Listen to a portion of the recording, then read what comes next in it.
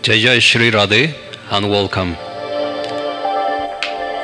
Lord Krishna returns to eastern Bengal and back.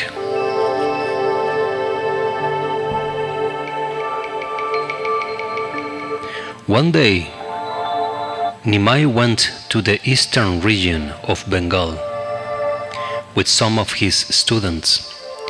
Teachers and students there were familiar with his commentary of grammar. Know that he had won the Divinity. He was all the more welcome there. Neimi is said to have gone during this journey to Daksindaka village to see his grandparents. Upendra Mishra and Kalavati Devi, the famous Bengali book Prem Vilas, tells us that Upendra Mishra was just going to write the sacred book Chanting when Neimi reached their house. The grandfather went inside to tell his wife about the arrival of Neimi.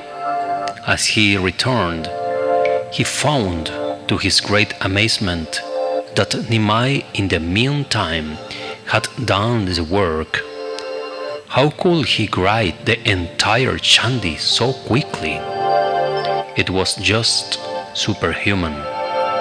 Anyway, the grandparents were so happy to see their grandson for the first time.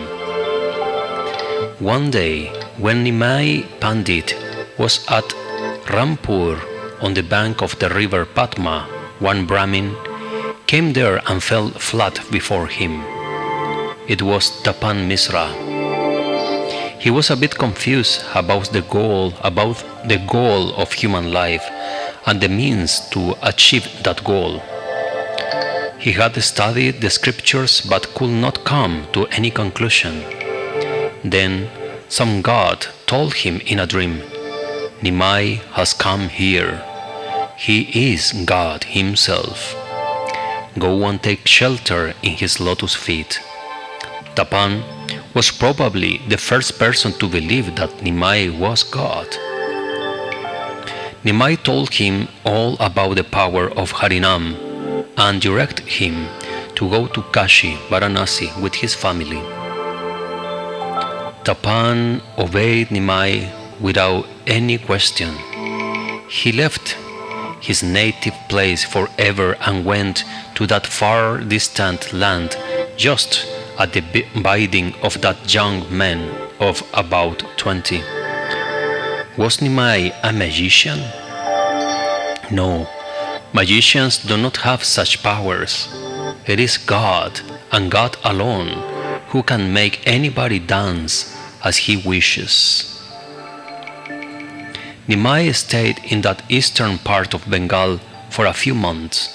When he returned, he had not only the students who had come with him from Navadvib, but also some of those whom Neimi had taught during his stay in the region. The new students were so impressed by Neimi's teaching and personality that they liked to continue their studies under him in Navadvib. Anyway, Neimi returned home and placed before Sachima the heavy load of the gifts and presents he had received from his admirers during his journey. He then put his head on the feet and asked, and as a mark of great respect, on her feet as a mark of great respect. Neimi somehow felt that Ma did not look as happy as she should have done on his return. On being asked, she mustered up the courage to break the news that after he had left Navadvib, his wife Lakshmi left for the eternal abode. It was indeed very bad news for all, but Neimi controlled his feelings and tried to pacify Ma. Pandit became a devotee. It was quite natural for Ma to think of the second marriage of Neimi. She had a girl in her mind. It was not just a coincidence. When Sachima went for a bath to the holy Surduni, she noticed particularly one girl in the crowd. The girl also went there for a bath. The moment the girl saw Sachima, she touched her feet humbly and gently and stood before her with bent head. Why did the girl behave like that? Ma didn't know. Ma herself felt very attracted towards her. One day, Ma happened to ask her her name. The girl gently replied, "Ma, I am Vishnu Priya." "Who is your father, dear?" Ma asked. "Sanatan Mishra, Ma," the girl said. "Sanatan Mishra, the Rash Pandit of Navadvib. My God! The girl is so suitable, a match for my Neimi," Ma thought. It should be noted here that Vishnu Priya went to the bank of Surduni daily. Was it only for a bath?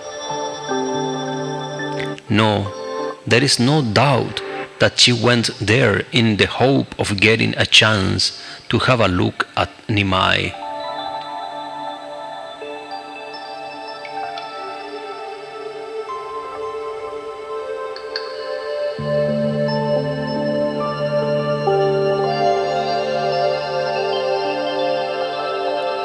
Sachima didn't wait anymore. She sent to Sanatan Misra the proposal of Neimi's marriage with Vishnu Priya.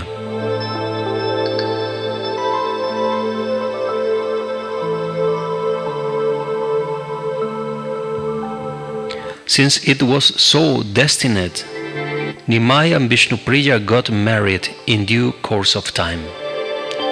Sometime after the marriage, Neimi went to Gaya, the Holy Land, for oblation to his father. Some of the students accompanied him. He performed all the rituals faithfully. As he worshipped the lotus feet of Vishnu in the temple, he was overpowered by great devotional feelings. Tears began to flow from his eyes incessantly. His lips moved, but he could not utter anything distinctly. His entire body began to shiver strongly. He was just to fall when, lo, a sage, who had all along been watching him with great attention, rushed forward and held him in his arms. The result of that saintly touch was that Neimi became almost normal. He recognized the sage. It was Ishwari Puri, a disciple of the great famous saint Madavendra Puri. He had come to Navadvib some time back and met Neimi there. On earnest requests of Neimi, Ishwari Puri initiated Neimi, made him a disciple by giving him Diksha mantra. Thus, outwardly, Ishwari Puri became the guru, spiritual mentor of Neimi, God himself. The instant result of the initiation was that Neimi began to feel the pangs of separation from Lord Krishna strongly. He wept and ran towards Vrindavan in search of Krishna. Just then he heard the Akahashvani, divine forecast to return to Navadvib at present. Neimi obeyed the divine mandate and returned to Navadvib, but was he the same person? the son of Sachima, the husband of Vishnu Priya, that had gone to Gaya? No, for Ma, he wasn't her Neimi. For Vishnu Priya, he wasn't her husband. He was now a totally changed person. He constantly wept for Krishna. Nobody, nothing will pacify him. It was with great difficulty that he controlled himself and spoke thus, "Ma, what can I do? On my way back to Navadvib, I saw a blue-black complexioned boy playing on his flute. He has stolen my heart. Ma, I can't control myself any longer." While Ma and Vishnu Priya were sad and upset to see this state of affairs, others were very happy. Others means the Vaishnava, devotees like Murari, Mukund, Shrivas, etc. They felt very happy as they understood clearly that Neimi had now become a true and sincere Vaishnava. Neimi, who had mocked at the Vaishnavas, now rushed to touch their feet and entreat them to bless him so that he might attain to the lotus feet of Krishna. Neimi somehow began to teach his students in the toll. He tried his best to control his feelings and do the teaching sincerely, but that black-blue flute player was bound to enter the teaching somehow or the other. The teaching will instantly stop. This happened again and again, day by day. The students brought the matter to the notice of Pandit Gangadas, Neimi's teacher. The old man advised Neimi to be more careful about his teaching, but to not avail. Neimi was helpless. He was so overpowered by his love for Krishna that he could not do justice to his teaching.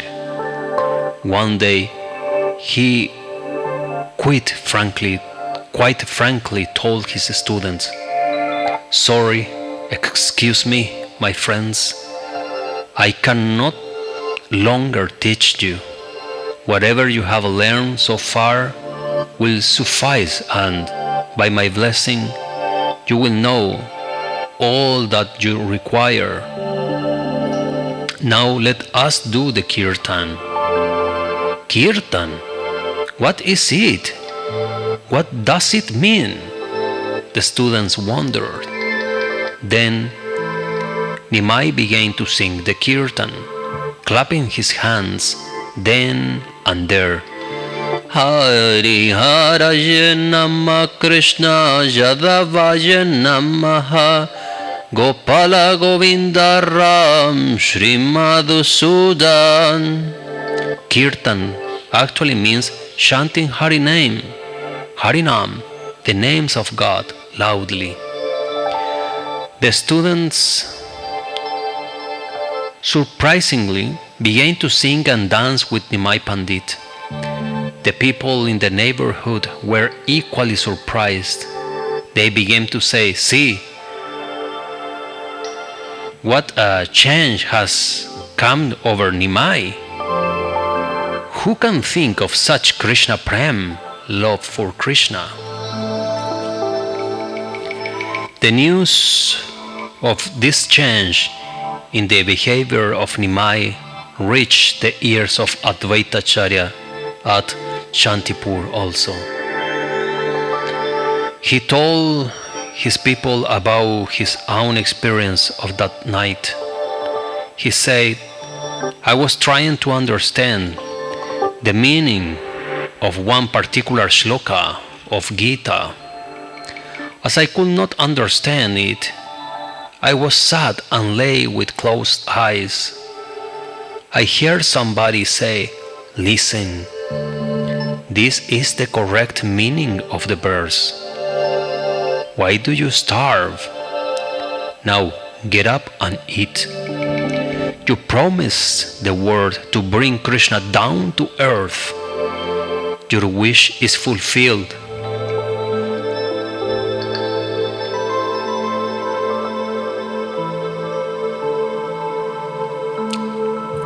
Now worship me.